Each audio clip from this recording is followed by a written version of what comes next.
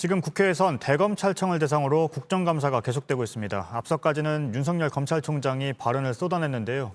지금 상황은 어떤지 잠시 국회를 연결하겠습니다. 최수연 기자가 나가 있는데요. 최 기자, 8시 반부터 다시 시작된다고 했는데요. 지금 진행이 되고 있습니까?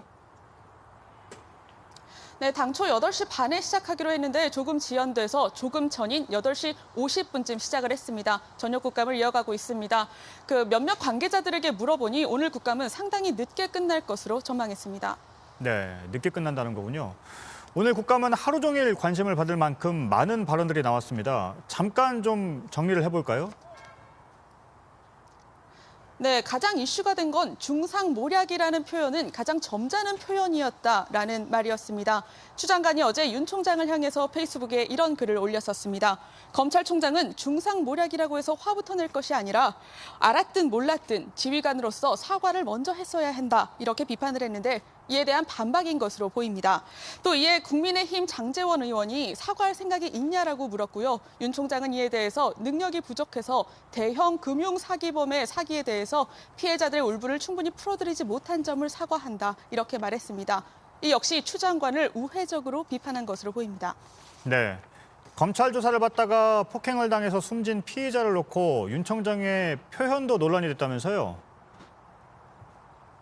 네, 맞습니다. 민주당은 2002년에 검찰 수사 과정에서 피의자가 사망한 사건을 꺼내 들었습니다.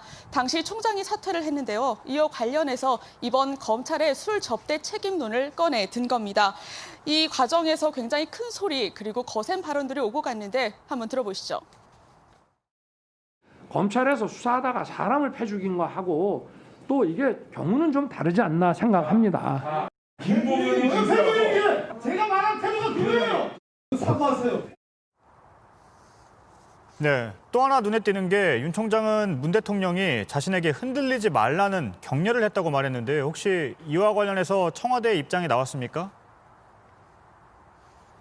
네, 우선 윤 총장은 문재인 대통령의 메시지를 공개를 했습니다. 윤 총장은 총선 이후에 민주당에서 사퇴 압박이 굉장히 거셌지만 문재인 대통령이 적절한 메신저를 통해서 흔들리지 말고 소힘을 다하라고 했다고 공개를 한 겁니다.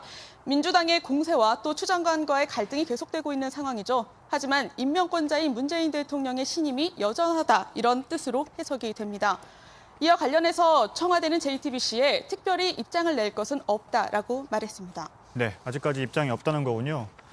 그런데 지금까지 상황을 보면 지난해 검찰총장 인사청문회나 또 국감 때만 해도 야당이 주로 윤 총장을 비판했고 여당이 감쌌는데 오늘은 그 정반대네요.